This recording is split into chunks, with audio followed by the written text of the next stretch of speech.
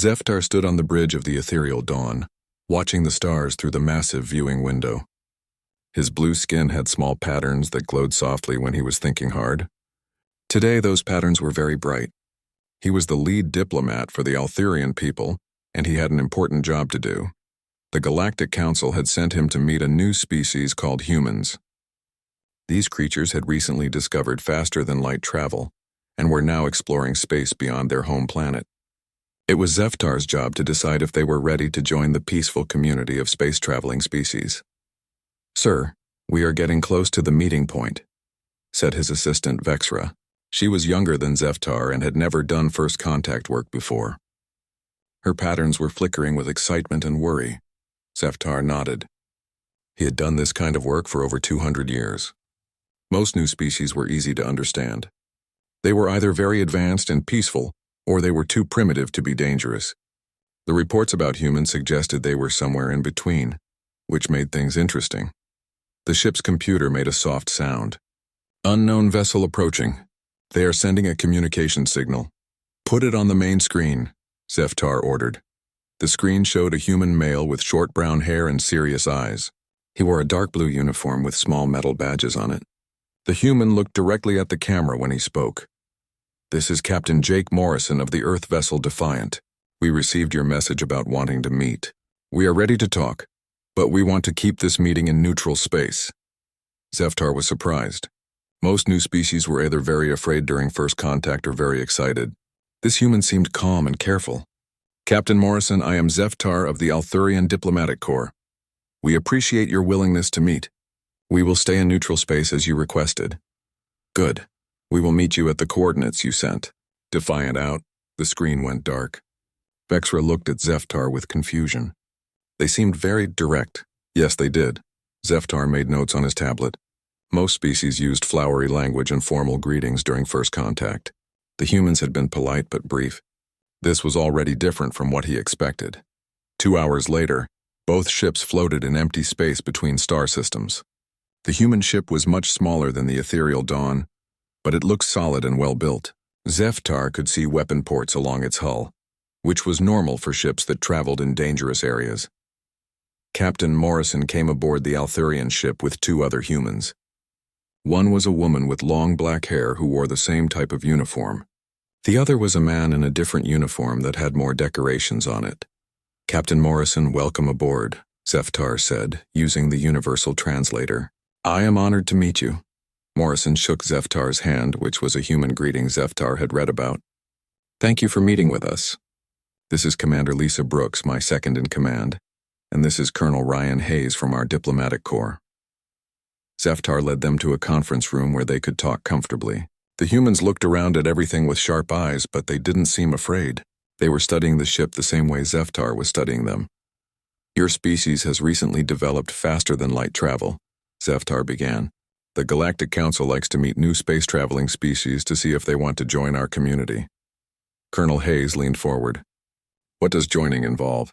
What are the benefits and responsibilities?" Again, Zeftar was surprised by their directness. "Members of the Galactic Council agreed to peaceful exploration of space. We share technology and knowledge. We help each other with problems like natural disasters or resource shortages. In exchange, members agree not to attack other species and to follow certain rules about how to treat new planets." Commander Brooks asked, "What happens if a member species is attacked by someone outside the Council?" "The Council provides aid and tries to negotiate peace. We believe that most conflicts can be solved through talking rather than fighting." The 3 humans looked at each other. Captain Morrison spoke carefully. "That sounds good in theory, but what if the attackers don't want to talk? What if they just want to destroy everything?" Zeftar had heard this question before from other species. The Council has been successful for over 3,000 years using peaceful methods. Very few species are truly aggressive without reason. Colonel Hayes made a note on a small device. "Have you ever encountered a species that couldn't be reasoned with?" "There have been a few cases," Zeftar admitted, "but we have always found ways to avoid major conflicts."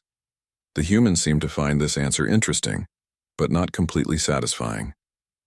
They asked many more questions about Council policies, trade agreements, and territorial boundaries. Their questions were smart and showed they understood the complexity of galactic politics. After several hours of discussion, Zeftar felt like he was getting to know these humans better. They were intelligent and seemed genuinely interested in peaceful cooperation. Their technology was primitive compared to most council species, but they were learning fast. "We would like to show you some of our achievements," Commander Brooks said. She activated a holographic display that showed images of human cities, space stations, and scientific discoveries. Zeftar was impressed by how quickly humans had developed space technology. Most species took much longer to go from discovering fire to traveling between stars. Humans had done it in just a few thousand years. "Your species learns very quickly," he observed. "We have to," Captain Morrison said. "Our home planet has taught us that things can change fast. Species that don't adapt quickly don't survive." There was something in the way Morrison said this that made Zeftar curious. Before he could ask about it, the ship's alarm system activated. Red lights flashed and a warning tone sounded throughout the ship. Vexra's voice came over the communication system. "Sir, long-range sensors are detecting multiple ships approaching our position. They match the signatures of Scaran raiders." Zeftar felt his blood turn cold. The Scarans were one of the few truly violent species in the galaxy. They attacked without warning, took whatever they wanted, and killed everyone they found. The Galactic Council had been trying to deal with them for decades, but the Scarans moved too fast and hit too hard. "How many ships?" Zeftar asked. "At least 12, sir. They will be here in 20 minutes.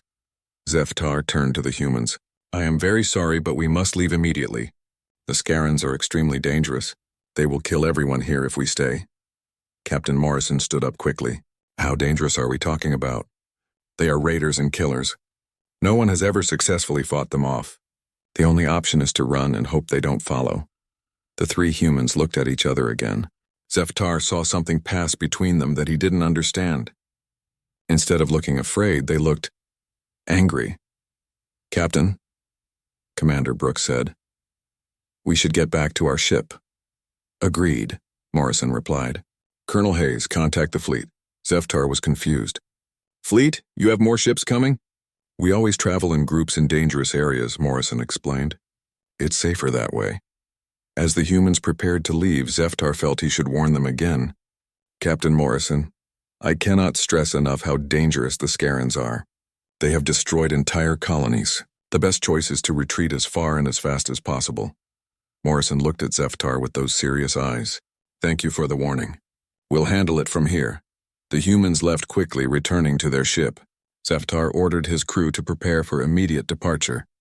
As the ethereal dawn started moving away from the meeting point, he watched the human ship on his screens. To his amazement, the Defiant was not running away. Instead, it was moving into a defensive position and sending out communication signals. Within minutes, more human ships began appearing from different directions. Zeftar realized the humans were planning to fight. "This is madness," he whispered to himself. "They're going to get themselves killed." Zeftar watched his screens in disbelief as more human ships continued to arrive. Instead of running from the approaching Scaran fleet, they were forming up for battle. This went against everything he knew about intelligent species and survival instincts. "Sir," Vexra called from her station, "the human captain is trying to contact us." "Put him through." Captain Morrison appeared on the screen again. Behind him, Zeftar could see his crew working frantically at their stations. But instead of panic, there was focused determination on their faces. "Zeftar, we recommend you move your ship to a safe distance. Things are about to get messy out here. Captain Morrison, you must listen to reason. The Scarans have superior numbers and firepower. No one has ever defeated them in direct combat. Please evacuate the area while you still can." Morrison's expression didn't change. "Thank you for the concern, but we've got this handled. Just stay clear of the combat zone." The communication ended. Zeftar stared at the blank screen, trying to understand what he had just witnessed. The human captain had spoken about fighting the Scarans the same way someone might talk about fixing a broken machine. There was no fear, no desperation, just calm confidence. "Move us to minimum safe distance," Zeftar ordered, "but keep our sensors focused on the human fleet. I want to record everything that happens." On his screens, he could see the human ships moving into positions that made no sense according to standard defensive tactics. They were spreading out in a pattern that looked almost random, but Zeftar noticed that each ship had clear lines of fire and multiple escape routes. 15 minutes until the Scarans arrive. Vexra reported, Zephytar opened a communication channel to the human fleet. This is Zephytar to all human vessels. I am transmitting tactical data about Scaran battle formations and weapons capabilities. This information might help you plan your retreat. A different voice answered this time. It was older and had the sound of someone used to giving orders. This is Admiral Kevin Walsh commanding the human task force. We appreciate the intelligence, Zephytar. We'll put it to good use. Admiral, you misunderstand. This information is to help you escape, not to fight. The Scarans cannot be defeated. There was a pause before Admiral Walsh responded. Zephytar, I understand your concern. But you don't know humans very well yet. We don't run from bullies. The communication ended, leaving Zephytar even more confused. He pulled up everything he knew about human history from their first contact files. What he found made him start to understand why they weren't afraid. Humans had evolved on a planet where almost everything was trying to kill them.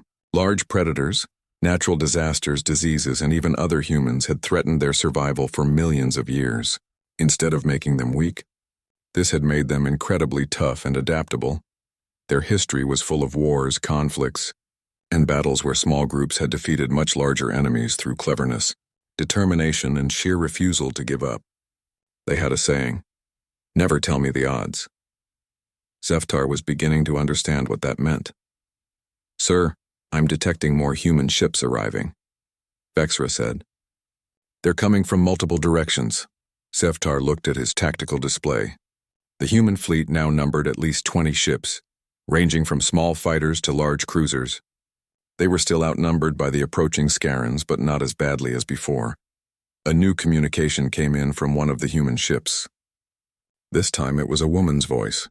"Ethereal Dawn, this is Dr. Rachel Stone aboard the research vessel Discovery. Could we speak privately with your diplomatic team?" "Of course, Dr. Stone." A few minutes later, Dr. Stone appeared on the screen. She was a middle-aged human with kind eyes and gray hair.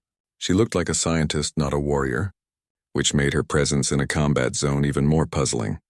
"Zephytar, I wanted to explain something about my species that might help you understand what you're about to see." "I would appreciate that." "Dr. Stone, your people's behavior is very confusing to me," she smiled. "Humans have a concept we call evolutionary pressure. For millions of years, our planet put us in situations where we had to fight or die. The humans who survived were the ones who never gave up, even when things looked hopeless. But surely intelligent beings can overcome their primitive instincts?" "That's where you might be misunderstanding us," Dr. Stone said. "Fighting isn't our primitive instinct. It's our evolved survival strategy. We've learned to be very, very good at it." Before Zephytar could respond, alarms started sounding on both ships. The Scarans had arrived. On his long-range sensors, Zephytar saw the Scaran fleet dropping out of faster-than-light travel. 12 large warships, each one bigger and more heavily armed than the largest human vessel.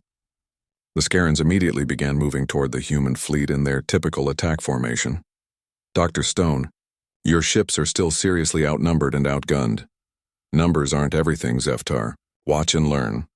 The Scaran fleet approached in a wedge formation designed to break enemy lines through overwhelming firepower. It was a tactic they had used successfully for decades. They expected the humans to either run or try to form a defensive line that could be easily broken. Instead, the human ships did something completely unexpected. They scattered, but it wasn't random panic. Each human ship moved to a specific position that had been planned in advance. Within seconds, the human fleet had transformed from a grouped formation into a three-dimensional web that surrounded the Scaran advance. The first shots came from the Scarans, massive energy beams that could destroy most ships in a single hit. But the human ships weren't where the Scarans expected them to be. The beams passed harmlessly through empty space, then the humans fired back. Zephytar had never seen weapons used the way the humans used them. Instead of trying to match the Scarans' heavy firepower, they used speed and precision. Multiple human ships focused their fire on single Scaran vessels, hitting weak points that Zephytar didn't even know existed. How did they know where to aim? Vexra asked, watching the tactical display. They studied our intelligence reports, Zephytar realized. They used the information to find weaknesses. But that wasn't the most surprising thing. What amazed Zephytar was how the humans fought as a unit. Every ship seemed to know exactly where every other ship was going to be. They moved like a school of fish, flowing around the Scaran attacks while maintaining perfect coordination.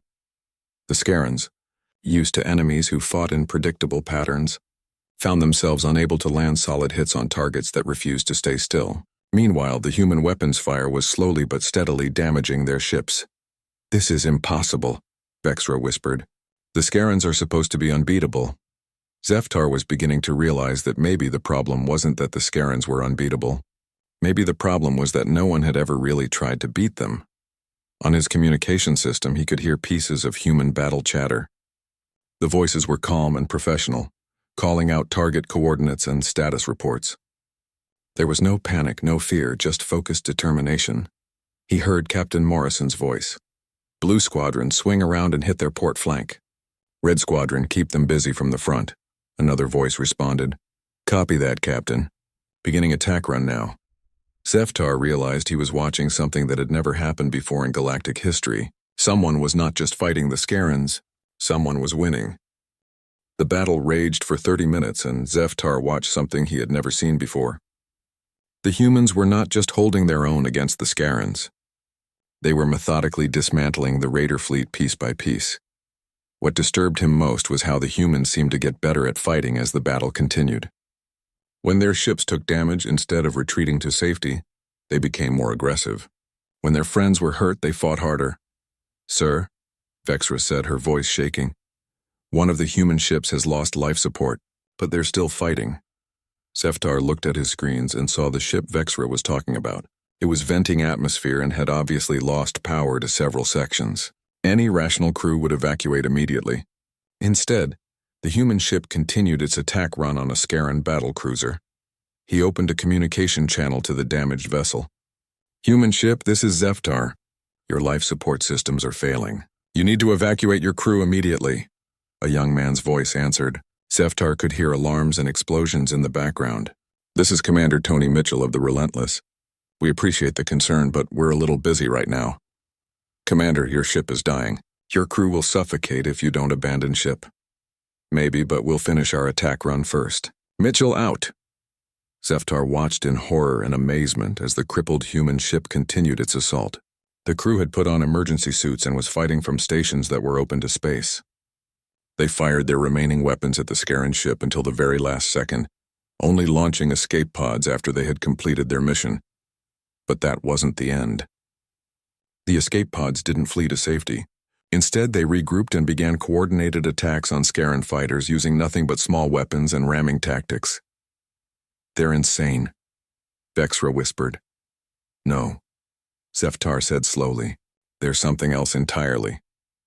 He watched as a human pilot named Sarah Williams, whose fighter had lost its main weapons, deliberately flew her damaged ship into a Scaran bomber. The explosion destroyed both vessels, but it also saved a human transport that had been carrying wounded crew members. On another part of the battlefield, Lieutenant Scott Davis was leading a boarding party onto a damaged Scaran ship. Zeftar had read about boarding actions in historical files, but he had never seen one in real combat. The humans moved through the enemy vessel like they had been born for this kind of fighting. The Scarens were known for their brutal close combat abilities, but they seemed unprepared for humans who fought with cold, calculated violence. The boarding party didn't just capture sections of the ship. They systematically hunted down every Scaran crew member with the efficiency that was terrifying to watch. "How are they so good at this?" Vexra asked. Zeftar pulled up more files on human history. What he found explained everything. Humans hadn't just evolved to survive on a dangerous planet. They had spent their entire history fighting wars against each other. They had thousands of years of experience in every type of combat imaginable. They knew how to fight in space, on land, in the air, and underwater. They knew how to use advanced technology and primitive weapons. They knew how to win when they were outnumbered, outgunned, and completely surrounded. Most importantly, they knew how to keep fighting when any reasonable person would give up. A communication came in from Admiral Walsh. "Zeftar, we're going to try something that might look dangerous. Don't worry if things seem to get chaotic for a few minutes." "What are you planning, Admiral?" "Something we call Protocol 7. It's a last resort tactic, but these Scarens have been causing trouble for too long." Zeftar watched as the human fleet began moving into a new formation. Several of their ships had taken heavy damage, but instead of pulling back, they were moving forward. He realized with growing alarm that the humans were planning to use their own ships as weapons. Captain Morrison's voice came over the communication system, speaking to his entire fleet. All ships, this is Morrison. We've got them on the run, but we need to make sure none of them escape to attack other innocent people. You all know what that means. A chorus of human voices responded. Understood, Captain. For humanity. Zeftar had studied the phrase for humanity in the human language files. It wasn't just a battle cry. It was a declaration that they were fighting not just for themselves, but for their entire species and everyone they cared about. What happened next would be burned into Zeftar's memory forever. The damaged human ships, the ones that should have been evacuating their crews, suddenly accelerated toward the largest Scaran vessels. But this wasn't a simple ramming attack. The humans had turned their ships into guided missiles, using their remaining power systems to maximize damage. At the same time, the human crew members who had evacuated continued fighting from escape pods and small craft. They coordinated their attacks with the ship ramming runs, hitting the Scarans from multiple directions at once. The largest Scaran battleship tried to escape, but 3 human cruisers intercepted it. 2 of the cruisers were already crippled and barely functional. Their crews could have easily abandoned ship and lived to fight another day. Instead, they chose to ram the Scaran vessel from 2 different angles, while the 3rd cruiser fired every weapon it had at point-blank range. The explosion lit up space like a small star. When the light faded, the Scaran battleship was gone. So were the 3 human cruisers. But Zeftar could see escape pods from the human ships moving toward friendly vessels. Even in what should have been a suicide attack, they had found a way to save most of their people. The remaining Scaran ships, seeing their flagship destroyed and their formation broken, tried to retreat. The humans didn't let them. Human fighters pursued the fleeing raiders, harassing them with hit-and-run attacks. The larger human ships moved to cut off escape routes. Within an hour, every single Scaran vessel had been either destroyed or captured. It was the first time in galactic history that anyone had achieved a complete victory against a Scaran raiding fleet. As the battle ended, Zeftar watched the humans immediately switch from warriors to rescuers. Medical ships moved in to help wounded crew members. Engineering teams began salvage operations to recover valuable equipment. Search and rescue teams looked for survivors from both sides. Dr. Stone contacted him again. Zeftar, would you like to come aboard one of our ships?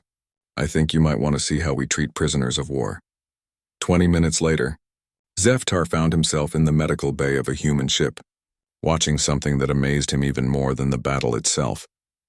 Human medical staff were treating wounded Scaran prisoners with the same care they gave to their own injured crew members. The same people who had been killing Scarans an hour earlier were now working to save their lives. A human medic named Nicole Turner was operating on a Scaran warrior who had nearly killed her during the boarding action. Her hands were steady and professional as she repaired damage that her own people had inflicted. Why are you helping them? Zeftar asked her. Nicole looked up from her patient. Because the fighting is over. They're not enemies anymore. They're just people who need medical help. Zeftar realized he was seeing the other side of human nature. They could be incredibly violent when they needed to be, but they could also be incredibly compassionate when the violence was no longer necessary. It was like they had 2 completely different personalities that they could switch between depending on the situation. In the hours following the battle, Zeftar moved between different human ships trying to understand what he had witnessed. The more he saw, the more confused he became about human nature. On the engineering vessel Forge, he watched Chief Engineer Carlos Mendez coordinating repairs on damaged ships. Mendez had a burn across half his face from an explosion during the battle, but he refused medical treatment until every critical system was back online. The wounded ships need to be able to defend themselves, Mendez explained when Zeftar asked why he wouldn't see a doctor. My face can wait. Their life support systems cannot. Zeftar noticed that Mendez was also directing repair efforts on the captured Scaran vessels. Why are you fixing their ships? Because we're going to send the survivors home, Mendez said simply. Can't do that if their ships don't work. This concept was completely foreign to Zeftar. In every other encounter with the Scarans, the raiders had fought to the death rather than surrender. No one had ever captured Scaran prisoners before, let alone considered sending them home. Aren't you worried they'll come back and attack you again? Mendez paused in his work and looked at Zeftar seriously. Maybe they will, But maybe they'll remember that we could have killed them and chose not to. Maybe they'll think twice before attacking peaceful people. And if they don't learn? If they attack again?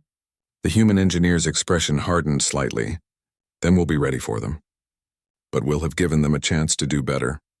Later, on the command ship Phoenix, Zeftar met with Admiral Walsh and several other high-ranking human officers. The admiral was a gray-haired man with scars on his hands that suggested he had been a frontline fighter before becoming a commander.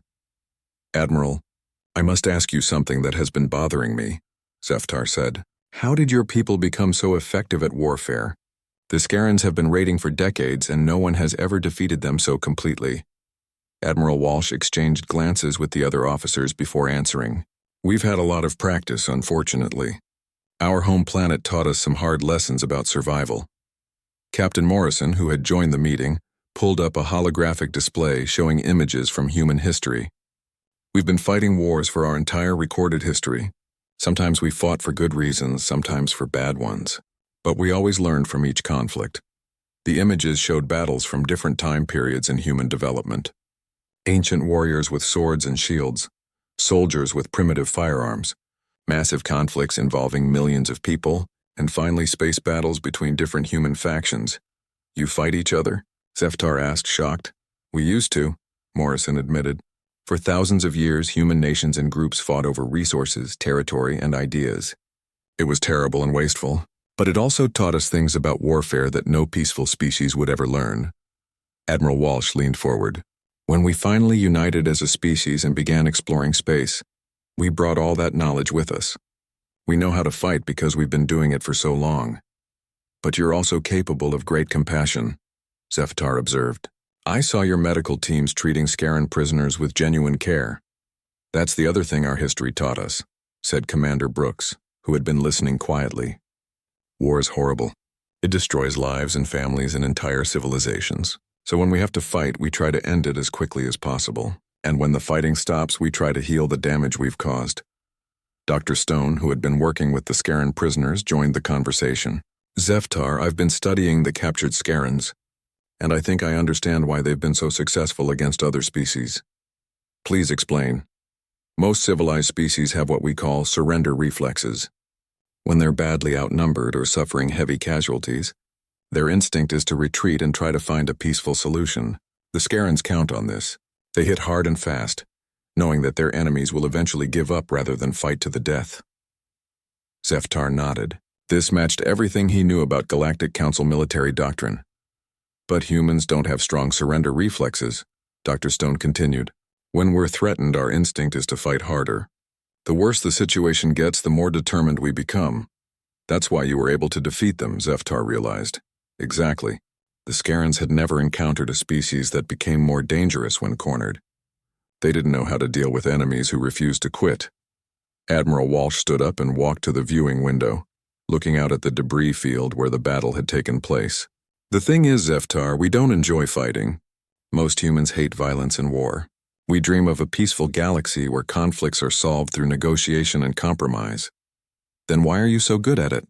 The Admiral turned back to face him. "Because sometimes peaceful people need guardians who understand violence. Sometimes civilized societies need protectors who know how to deal with those who can't be reasoned with." Captain Morrison added, "We've learned that the best way to preserve peace is to be so good at war that no one wants to fight you." This philosophy was completely opposite to everything the Galactic Council believed, but Zeftar was beginning to see the logic in it. The Council's approach of avoiding conflict had worked for most species, but it had been completely ineffective against truly aggressive civilizations like the Scarans. "What will you do now?" Zeftar asked. "We'll send the Scaran survivors home with a message," Admiral Walsh said. "We'll tell them that raids against peaceful species are no longer acceptable. If they want to fight, they can fight us instead." "You're declaring war on the entire Scaran civilization?" "We're declaring that we won't tolerate bullies," Commander Brooks corrected. "If they choose to see that as a declaration of war, that's their decision." Dr. Stone pulled up medical reports on her tablet. "Actually, I think the Scarans might be more reasonable than we expected. The prisoners I've been treating seem genuinely surprised that we haven't tortured or killed them. Some of them are asking questions about human culture and philosophy." "Questions like what?" They want to know why we fight so hard but then show mercy to defeated enemies. It's a concept they've never encountered before. Their culture is based on the idea that strength is the only thing that matters. But we've shown them a different kind of strength. Zeftar spent the next several hours touring more human ships and talking to crew members. What he found was a species that had somehow managed to combine the warrior instincts of a predator with the social cooperation of a peaceful civilization. They could switch from deadly combat to compassionate rescue work in minutes. They could make tactical decisions with cold logic while still caring deeply about the lives of their friends and even their enemies. Engineer Patricia Clark showed him weapon systems that could be quickly converted to mining equipment or construction tools. We build our ships to serve multiple purposes, she explained. War is just one of the things they might need to do. Sergeant Chris Murphy, who had led one of the boarding parties, was now helping to repair the Scaran ships that his team had captured. You break it, you fix it, he said with a grin. That's what my mother always taught me. As the day ended, Zeftar found himself back on the ethereal dawn, trying to process everything he had learned. His assistant Vexra was equally overwhelmed.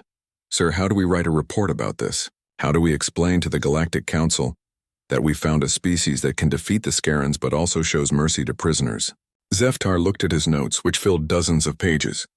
I'm not sure we can explain it, Vexra. I think the Council will have to see it for themselves to believe it. He began writing his preliminary report, knowing that every word would be scrutinized by the Council's leadership. How could he convey that humanity wasn't just another species seeking membership? They were the solution to problems the galaxy didn't even know it had. 3 days after the battle, Zeftar was still aboard the human fleet, documenting everything he could about their society and military capabilities. What he discovered challenged every assumption he had made about intelligent species and the nature of civilization itself. The human ships had formed a temporary base around the battle site, partly to complete repairs and partly to establish a communication relay with the surviving Scarans. Zeftar watched as human negotiators worked with Scaran prisoners to arrange for their safe return home. Commander Lisa Brooks was leading the negotiations, and Zeftar was amazed by her approach. Instead of demanding surrender or threatening further violence, she was treating the Scarans as equals who deserved respect, despite their previous actions. We understand that your people have been raiding for resources, Brooks said to the senior Scaran prisoner, a scarred warrior named Graktar, but there are better ways to get what you need. We'd like to discuss some alternatives. Graktar, who was nearly twice the size of any human, looked confused by this approach. You defeated us in battle. By the laws of strength, you own us now. Why do you speak of alternatives? Because ownership of people is wrong, Brooks replied simply, and because we believe that former enemies can become friends if they're given the chance. Zeftar had read about human concepts like slavery and how they had eventually rejected it, but seeing this philosophy applied to alien prisoners was remarkable. The humans genuinely seemed to believe that everyone deserved a chance at redemption. During a break in the negotiations, Zeftar spoke privately with Brooks. Commander, aren't you concerned that showing mercy will be seen as weakness by other aggressive species? Brooks considered the question carefully. There's a difference between mercy and weakness, Zeftar. Mercy is something you can only show when you're strong enough to destroy your enemies but choose not to. Weakness is when you can't protect yourself or others. But how do you know when to fight and when to show mercy? We fight when peaceful options have been exhausted and innocent people are in danger. We show mercy when the fighting is over and there's a chance for something better. That afternoon, Zeftar visited the human medical facilities where Dr. Rachel Stone was continuing her studies of both human and Scaran physiology. Her findings were disturbing and enlightening in equal measure. The Scarans are actually quite similar to humans in many ways, Dr. Stone explained, showing Zeftar brain scans on her computer. They have the same capacity for complex thought and emotional depth, but their society has channeled those abilities in a very different direction. How so? Scaran culture teaches that violence is the only way to prove worth. They raid and fight because their society gives them no other way to gain respect or resources. It's not that they're naturally evil. They're products of their environment, just like humans are. This revelation was troubling. Are you saying that humans could have become like the Scarans under different circumstances? Dr. Stone nodded grimly. Absolutely. There were periods in our history when we came very close to that path. The only difference is that we eventually learned to channel our aggressive instincts toward protecting others, rather than exploiting them. How did you make that change? Through a lot of pain and loss. We fought devastating wars that nearly destroyed our civilization. Eventually, we realized that our survival depended on cooperation, rather than competition. Zeftar spent the evening reviewing video footage from the battle, trying to understand the tactical decisions that had led to such a decisive human victory. What he found was even more impressive than the battle itself. The humans had won not just through superior tactics or technology, but through something they called unit cohesion. Every person in the fleet had known exactly what their role was and how it fit into the larger strategy. When ships were damaged, their crews didn't panic or abandon their posts. They adapted their tactics to work around the damage. When commanders were injured, subordinates stepped up to fill their roles without missing a beat. It was like watching a single organism with thousands of parts, all working together toward the same goal. Captain Morrison explained it during a debrief meeting. We train constantly for scenarios like this. Every crew member knows not just their own job, but the jobs of everyone around them. When something goes wrong, we can adapt quickly because everyone understands the bigger picture. But how do you maintain that level of coordination during the chaos of battle? Zeftar asked. Trust, Morrison said simply. We trust each other to do their jobs, and we trust our leaders to make good decisions. That trust is built through years of training and working together. Zeftar realized this was another key difference between humans and most other species. The Galactic Council's approach to military organization was based on rigid hierarchies and detailed protocols. The human approach was based on flexible teamwork and mutual trust. The next day brought news that would change everything. Long-range sensors detected another fleet approaching the battle site. This time it wasn't Scarens. Unknown vessels dropping out of faster-than-light travel, reported Lieutenant Amy Rodriguez from her sensor station. Configuration matches hegemony warships. The hegemony was another aggressive species that the Galactic Council had been unable to stop. They didn't raid like the Scarens, but they conquered entire star systems and enslaved the populations they found there. Admiral Walsh's voice came over the communication system. All ships, general quarters. Unknown intentions, but we should be prepared for anything. Zeftar felt his stomach drop. The humans had just finished a major battle and were still conducting repairs. Many of their ships were damaged and their crews were exhausted. Facing another enemy fleet so soon could be disastrous. But as he watched the human response, Zeftar saw the same calm professionalism he had witnessed before. Damaged ships moved into defensive positions. Crews who had been working on repairs switched to battle stations. The Scaran prisoners were secured in safe areas. Within minutes, the human fleet was ready for combat again. The hegemony fleet numbered 15 ships, larger and more advanced than the Scaran vessels. Their leader, Commander Vexthal, opened communications with the human fleet. Unknown species, you are in hegemony space. Surrender immediately and prepare to be processed for integration into our empire. Admiral Walsh's response was calm and direct. This is Admiral Kevin Walsh of the Human Defense Fleet. We are in neutral space conducting rescue operations. We have no hostile intentions, but we will defend ourselves if attacked. Your intentions are irrelevant. The hegemony claims this system. Surrender or be destroyed. Zeftar watched the tactical displays as both fleets maneuvered for position. The humans were still outnumbered, and many of their ships were damaged from the previous battle. By all logical calculations, they should negotiate or retreat. Instead, Admiral Walsh gave an order that would echo throughout galactic history. All ships, prepare for engagement. Send a message to Earth Command. Tell them we found another species that needs to learn some manners. As the two fleets moved toward each other, Zeftar realized he was about to witness something unprecedented. The humans weren't just going to fight one aggressive species. They were apparently willing to take on all of them. Dr. Stone contacted him from the medical bay. Zeftar, you might want to record this carefully. I have a feeling that what happens next is going to change the balance of power in the galaxy.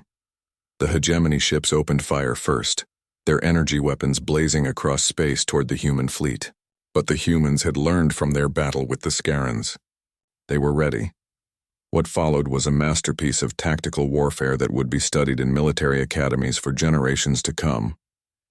The second battle began differently than the first. The hegemony fleet approached with the confidence of a species that had conquered dozens of star systems. Their ships moved in perfect formation, expecting the humans to either flee or attempt a hopeless defense. They had not learned about humans from the Scaran. Defeat Zeftar watched as Admiral Walsh implemented what he called Lesson 2, where the battle against the Scarans had been about proving human determination. This fight would demonstrate human adaptability. All ships pattern Delta, Walsh ordered. Let's show them what we learned from our new friends. The human fleet split into 3 groups, each moving in a different direction. But instead of scattering randomly like they had against the Scarans, they were implementing a coordinated strategy that used the debris from the previous battle as cover. Captain Morrison's group hid among the wreckage of destroyed Scaran ships, waiting for the hegemony fleet to pass overhead. Commander Brooks led her ships around the far side of a large asteroid, while Admiral Walsh's main force appeared to retreat toward the edge of the system. The hegemony commander, Vexthul, fell for the trap completely. "Cowards," he broadcast on an open channel. "The mighty hegemony fleet will hunt you down and destroy you one by one." His ships spread out to pursue the 3 human groups, breaking their tight formation. This was exactly what the humans had been hoping for. Morrison's hidden force struck first, emerging from the debris field to attack the hegemony ships from below. Their weapons fire was precisely targeted at engine systems, designed to disable rather than destroy. "Why aren't they trying to kill the enemy ships?" Vexra asked, monitoring the battle from the ethereal dawn. Zeftar was beginning to understand human tactics. "They're learning from each encounter. Watch what happens next." As the hegemony ships turned to respond to Morrison's attack, Brooks's force hit them from the side. Again, the targeting was precise and strategic. The humans were systematically dismantling their enemy's ability to fight without causing unnecessary casualties. The hegemony ships, designed for overwhelming frontal assaults, found themselves unable to bring their main weapons to bear effectively. Their commanders had never faced an enemy that attacked from multiple directions simultaneously, while avoiding direct confrontation. "All ships, concentrate fire on the lead vessel," Vexthul ordered, trying to regain control of the battle. This was another mistake. As soon as the hegemony fleet focused on a single target, Admiral Walsh's main force returned from their apparent retreat, striking the enemy formation from behind. The battle lasted only 40 minutes, but it was a masterclass in tactical thinking. The humans used every advantage they could find: the terrain, their enemy's expectations, and lessons learned from previous conflicts. By the end, half the hegemony fleet was disabled, and the other half was surrounded. Not a single human ship had been destroyed. Though several had taken damage, Commander Vexthul found himself facing the same choice the Scarans had faced: surrender or die. "This is impossible," he broadcast, his voice filled with disbelief. "The hegemony has never been defeated in open combat." Admiral Walsh's response was broadcast to both fleets. "Commander Vexthul, your ships are disabled and your fleet is surrounded. We're offering you the same choice we gave the Scarans: surrender and be treated with dignity, or continue fighting and face the consequences. The hegemony does not surrender to inferior species. We're not inferior, Commander. We're just different, and right now different is winning." What happened next surprised even Zeftar. Instead of pressing their attack, the humans began transmitting technical data to the disabled hegemony ships. "We're sending you repair procedures for your damaged systems," Admiral Walsh explained. "We want you to be able to get home safely so you can deliver our message to your leadership." "What message?" Vexthul asked, clearly confused by this unexpected mercy. "That the age of conquest is over. From now on, aggressive species that attack peaceful civilizations will have to deal with humanity. We suggest you find better ways to expand your territory." Zeftar realized he was witnessing the birth of a new galactic order. The humans weren't just defeating aggressive species. They were offering them alternatives to conquest and violence. Dr. Stone contacted him during the post-battle operations. "Zeftar, I've been analyzing the tactical data from both battles. The humans are implementing something I've never seen before." "What's that?" "Graduated response doctrine. They're using exactly as much force as necessary to achieve their objectives, but no more. Against the Scarans, who only understand strength, they demonstrated overwhelming power. Against the hegemony, who value tactical superiority, They showed superior strategy. They're adapting their approach to each enemy? Exactly. It's like they're speaking different languages of warfare, choosing the one that will be most effective against each opponent. Over the next few days, Zeftar observed as the humans implemented what they called post-conflict protocol. Medical teams treated wounded hegemony personnel. Engineering crews helped repair critical systems on disabled ships. Diplomatic teams worked to establish communication channels with hegemony leadership, but there was also a clear message being sent. Human patrol ships began regular sweeps of the area. Long-range sensors were deployed to monitor all traffic through the system. The humans were establishing a permanent presence that would prevent future raids.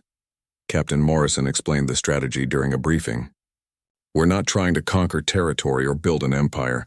We're creating safe zones where peaceful species can operate without fear of attack. How do you plan to maintain these safe zones? Zeftar asked. By making it clear that attacking peaceful ships in these areas will result in immediate human response. We're not looking for fights, but we're prepared to finish them. The captured Scaran leader, Graktar, had been observing these developments with great interest. During one of the negotiation sessions, he made a request that surprised everyone. I wish to speak with your war leaders, he told Commander Brooks. My people need to understand what we have encountered. Admiral Walsh agreed to the meeting. When Graktar was brought to the conference room, he looked around at the human officers with a mixture of respect and confusion. You fight like no species we have ever encountered, he began. You are deadly in battle, but you show mercy to the defeated. You could have destroyed both our fleets, but instead you offer us alternatives to warfare. Why? Admiral Walsh considered the question carefully. Because we understand what war cost, Graktar. We've seen what happens when violence becomes the only way to solve problems. It leads to the destruction of everything worth fighting for. But you are clearly superior warriors. You could rule this galaxy through force. Captain Morrison leaned forward. Ruling through force means you're always fighting rebellions and resistance movements. It means you can never trust anyone because they're only following you out of fear. That's not a way to build a lasting civilization. Graktar was quiet for a long moment. What do you want from my people? We want you to find better ways to get what you need, Commander Brooks said. Resources, territory, respect. There are ways to achieve these things without raiding and killing, such as trade, cooperation, mutual defense agreements, building relationships instead of taking what belongs to others. For the first time since his capture, Graktar smiled. It was not a pleasant expression on a Scaran face, but Zeftar could see genuine amusement in his eyes. You want to teach warriors how to become merchants and diplomats?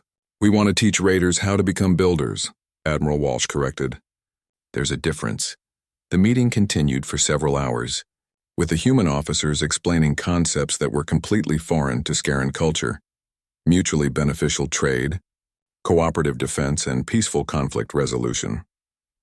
Zeftar found himself taking extensive notes, not just about human military capabilities, but about their approach to post-conflict diplomacy. They seemed to understand that winning battles was only the first step toward achieving lasting peace. 2 weeks after the second battle, Zeftar found himself preparing to return to Galactic Council space with the most important report of his career. But before he left, the humans had one more surprise for him. We'd like you to visit Earth, Admiral Walsh told him during their final meeting. We think it's important for you to understand where we come from before you report to your council. Is that necessary? I believe I understand human nature quite well after witnessing your military capabilities. Dr. Stone, who had become Zeftar's primary guide to human culture, shook her head. You've seen us at war, Zeftar. But war isn't who we are. It's just something we're good at when we have to be. The journey to Earth took 3 days aboard the human ship Endeavour. Captain Beth Turner, a younger officer who had distinguished herself in both battles, served as Zeftar's escort and guide. What should I expect to see on your homeworld? Zeftar asked as they approached the solar system. Everything, Captain Turner replied with a smile. The good, the bad, and the complex. We want you to see the full picture. Earth appeared on the viewing screen as a blue and green marble suspended in space. Zeftar had seen many worlds in his diplomatic career, but few had looked so vibrant and alive from orbit. Your planet is beautiful, he observed. It's also dangerous, Turner noted. Everything you saw us do in battle we learned here first. Earth taught us to be tough, but it also taught us to value life. They landed at a spaceport near one of Earth's major cities. Zeftar's first impression was of controlled chaos.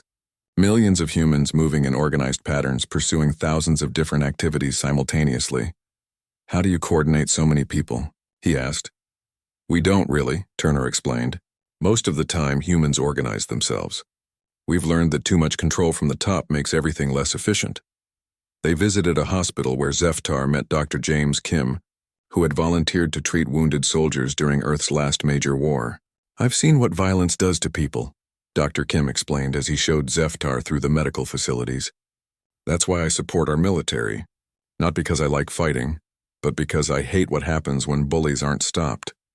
At a nearby school, Zeftar watched human children learning about history, science, and what they called conflict resolution.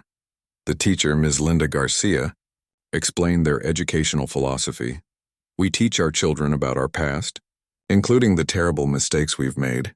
We want them to understand that war is sometimes necessary, but it should never be the first choice." "How do you teach them when violence is appropriate?" Zeftar asked. "We teach them to defend themselves and others, but never to attack first. We teach them that strength should be used to protect, not to control." In the afternoon, they visited a memorial dedicated to humans who had died in wars throughout their history. The names covered enormous walls representing millions of lives lost to conflict. "This is why we fight so hard to end battles quickly," Captain Turner explained. "Every day a war continues, more names get added to walls like this." Zeftar studied the memorial carefully. "How do you honor those who died without glorifying the violence that killed them?" "We remember that they died protecting something important. Freedom, family, innocent people who couldn't protect themselves. We try to make sure their sacrifice meant something." That evening, they attended a cultural performance where humans used music, dance, and art to tell stories about their history. Zeftar was surprised to see that many of the stories focused on cooperation and building rather than conquest and war. "I noticed that your entertainment emphasizes peaceful achievements," he observed. "Most humans prefer creating to destroying," explained the performance director, Maria Santos. "We make war stories too, but they're usually about the cost of violence, not the glory of it." On the second day, Zeftar visited human agricultural centers where scientists were developing ways to grow food more efficiently. Engineer Robert Chen showed him projects designed to help other species improve their farming techniques. "Why do you share this technology freely?" Zeftar asked. "Couldn't you use it to gain economic advantages?" "Hungry people start wars," Chen explained simply. "If we help everyone grow enough food, there's less reason for conflict." They also visited research facilities where humans were studying diseases that affected other species. Dr. Amanda Lopez, a xenobiologist, showed Zeftar treatments they had developed for Arthurian genetic disorders. "We've never asked you to develop these treatments," Zeftar pointed out. "We know. We did it because we could, and because it was the right thing to do." This pattern repeated throughout his visit. Humans working on projects that would benefit other species, often at considerable cost to themselves, without expecting anything in return. On his final day on Earth, Zeftar attended a meeting of the Global Defense Council, where human leaders discussed their plans for galactic engagement. President Sarah Mitchell explained their philosophy. "We want to be the species that other civilizations can call when they're in trouble. Not to conquer or control, but to help and protect. But you've seen how effective we can be in combat," added General Frank Rodriguez. "We want potential aggressors to know that attacking peaceful species will have consequences." "How do you balance these two approaches?" Zeftar asked. "We speak softly and carry a big stick," the president said, quoting an old human saying. "We prefer diplomacy, but we're prepared for war." During the flight back to the fleet, Captain Turner asked Zeftar what he thought of Earth. "Your species is far more complex than I initially understood," he admitted.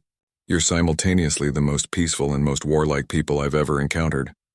"We had to learn to be both," Turner explained. "Earth taught us that sometimes you have to fight to protect what you love, but it also taught us that what we love is worth protecting." Back aboard the ethereal Dawn, Zeftar began writing his final report. How could he explain to the Galactic Council that humanity was exactly what the galaxy needed, even though they were unlike anything the Council had ever seen? His assistant Vexra helped him organize the massive amount of data they had collected. video recordings of battles, interviews with human personnel, cultural observations, and tactical analyses filled dozens of files. "Sir, the Council is going to find this very difficult to believe," she observed. "I know. That's why we're going to recommend that they send their own observers to verify everything we've seen." Zeftar included, in his report, detailed recommendations for how the Galactic Council should approach humanity, not as junior members who needed guidance, but as equals who could provide capabilities the Council desperately needed. He wrote about the human concept of peace through strength, the idea that the best way to prevent wars was to be so good at fighting them that no one wanted to start one. He described their post-conflict protocols, showing how humans transformed defeated enemies into potential allies through a combination of firm boundaries and genuine offers of assistance. Most importantly, he documented the human balance between individual initiative and collective cooperation that allowed them to adapt quickly to new challenges while maintaining social cohesion. "The greatest mistake the Council could make," he wrote in his conclusions, "would be to see humanity only as a military asset. They are builders, healers, teachers, and dreamers who happen to be exceptionally good at warfare when circumstances require it. Their strength comes not from their weapons or tactics, but from their fundamental refusal to accept that evil should be allowed to triumph over good. They have created a civilization that can wage war without losing its soul." As the ethereal dawn prepared to depart for Council space, Admiral Walsh sent a final message. "Zeftar, thank you for taking the time to really understand us. We hope your Council will see that we're not asking to join as conquerors or as subjects. We want to be partners in building a galaxy where everyone can live in peace." "And if some species don't want peace?" Zeftar asked. Walsh's expression grew serious. "Then they'll discover that humans are very good at explaining why peace is a better choice." The journey back to Galactic Council space gave Zeftar time to review everything he had learned and prepare for what he knew would be the most important presentation of his career. The Council chamber on the capital world of Serenity Prime was designed to accommodate representatives from hundreds of different species. But Zeftar had never felt more nervous about addressing it. Council President Yexnara, an ancient Vethian whose crystalline form glowed with wisdom accumulated over centuries, called the session to order. Representatives from 47 species filled the chamber, their various forms creating a rainbow of colors and shapes. "Senior Diplomat Zeftar," the president's melodic voice resonated through the chamber. "You have completed your evaluation of the species known as humans. Please present your findings." Zeftar activated the holographic display system and began with the standard diplomatic assessment format. But as he spoke, he could see confusion growing among the Council members. "You're recommending immediate full membership?" asked Councillor Rextal of the Thorian Republic. "For a species that has been space-capable for less than a century?" "I am, Councillor, but not for the usual reasons." "Please explain," President Yexnara requested. Zeftar took a deep breath and began showing video footage from the battles against the Scarans and the Hegemony. The chamber fell silent as Council members watched human ships engaging in combat with a precision and determination none of them had ever seen. "This is impossible," whispered Councillor Lixara from the Gentle Winds Collective. "No one has ever defeated the Scarans in direct combat. The humans didn't just defeat them," Zeftar explained. "They completely annihilated 2 raiding fleets while suffering minimal casualties themselves." "But look at their technology," protested Councillor Vexmon from the Kethran Assembly. "Their weapons are primitive compared to ours. How did they achieve such results?" Zeftar switched to tactical analysis displays. "They won through superior strategy, unprecedented unit coordination, and something they call adaptive doctrine. They changed their tactics based on their enemy's weaknesses, rather than following fixed protocols." The chamber erupted in discussions as representatives debated what they were seeing. President Yexnara called for order and asked Zeftar to continue. "What concerns me more than their military capabilities," Zeftar said, "is what they did after the battles ended." He showed footage of human medical teams treating Scaran prisoners, engineering crews repairing enemy ships, and diplomatic teams offering alternatives to raiding and conquest. "They showed mercy to enemies who had never shown mercy to anyone," he explained. "They transformed military victories into opportunities for peaceful resolution." Counselor Dexera from the Harmony Federation raised a concern that Zeftar had been expecting. This sounds like they could be extremely dangerous if they decided to become aggressive themselves. How do we know they won't turn these capabilities against council members? Zeftar had prepared for this question by documenting human philosophy and culture extensively.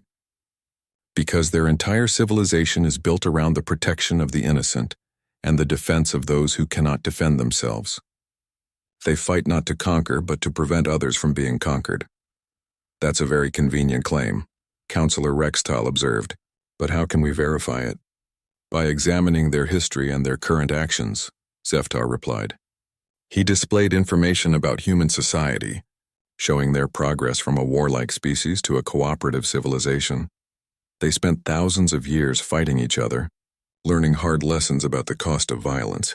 Eventually, they realized that their survival depended on working together rather than competing for resources. He showed examples of human aid programs, medical research for other species, and technology sharing agreements that benefited everyone involved. They have capabilities that could make them the dominant military force in the galaxy. But they use those capabilities to protect rather than control. President Yexinara studied the data carefully. You're suggesting that we need humans to deal with aggressive species that our peaceful methods cannot handle. I'm suggesting that our peaceful methods work well with rational species who can be negotiated with, Zeftar corrected. But we've proven ineffective against civilizations like the Scarans and the Hegemony, who only understand strength. And you believe humans can handle such species? I've seen them do it twice, and in both cases they offered the defeated enemies alternatives to continued aggression. Counselor Lixara raised another concern. What if integrating a military-focused species changes the nature of the Council itself? We've maintained peace for over 3,000 years through diplomacy and cooperation. Zeftar had anticipated this objection as well. The humans don't want to change our approach to diplomacy. They want to provide a backup option for when diplomacy fails. A backup option? When the Scarans attack a peaceful colony, our response is to send diplomats and hope for the best. The human response would be to send warships and guarantee the safety of innocent people. The debate continued for hours. Some council members were intrigued by the possibilities that human membership could offer. Others were concerned about the implications of adding a militaristic species to their peaceful alliance. Finally, President Yexnara called for a recess and asked Zeftar to meet privately with the Executive Council. In the smaller chamber, the senior leadership of the Galactic Council reviewed Zeftar's findings more carefully. Your report suggests that humans are fundamentally different from any species we've encountered, President Yexnara observed. They are, Zeftar confirmed. They're the first species I've met that can be simultaneously completely peaceful and utterly ruthless, depending on what the situation requires. That sounds like a contradiction. It's more like an adaptation. They've learned to use violence as a precise tool for protecting peace, rather than as an expression of aggression or domination. Executive Counselor Tegzara leaned forward. What exactly are you recommending? Full council membership with a specialized role. Let them become our military arm for dealing with threats that cannot be resolved through peaceful means. You're suggesting we create a warrior caste within the council? I'm suggesting we acknowledge that sometimes warriors are necessary to protect civilization. The humans have proven they can fill that role without losing their essential humanity. The Executive Council discussed the proposal privately, while Zeftar waited in an adjacent chamber. When they called him back, President Yexinara's expression was thoughtful but concerned. We're prepared to offer humanity provisional membership, she announced, but we want to establish a trial period to observe how they interact with other council species. What would that involve?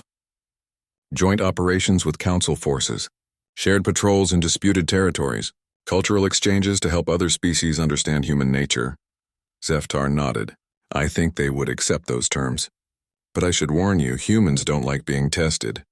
They prefer to prove themselves through actions rather than evaluations. Then we'll give them opportunities for meaningful actions, Executive Counselor Vendar said. If they're truly as capable as your report suggests, they'll have plenty of chances to demonstrate it. 3 months later, Zeftar found himself back in human space, delivering the Council's offer to Admiral Walsh and the human leadership. Provisional membership. Admiral Walsh mused after reviewing the terms. with an emphasis on military cooperation. The Council needs time to adjust to the idea of having warriors as allies, Zeftar explained. Your species represents a fundamental change in how we approach galactic security. President Mitchell, participating in the meeting via holographic link from Earth, asked the key question: what happens if we prove that military force can be used responsibly to protect peace? Then you become full council members with a permanent role in maintaining galactic security, Zeftar replied. And if we fail to meet their expectations? Zeftar paused before answering. Then the council continues as it has for 3,000 years, hoping that diplomacy alone can handle every threat. Admiral Walsh looked around the table at his fellow officers. What do you think? Should we show them what humans can really do? Captain Morrison grinned. I think it's time the galaxy learned that sometimes the best way to keep the peace is to be really, really good at war. The vote was unanimous. Humanity would accept provisional membership in the Galactic Council.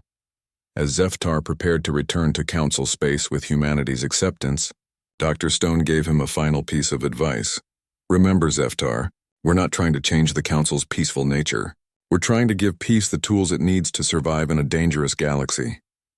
6 months later, when the first joint Human Council fleet successfully defended a peaceful colony from hegemony raiders, without firing a single shot, because the mere presence of human warships convinced the attackers to withdraw, Zeftar knew his assessment had been correct. Humanity wasn't just another species joining the galactic community. They were the guardians that civilization had been waiting for, even if no one had realized it needed them. The galaxy would never be the same.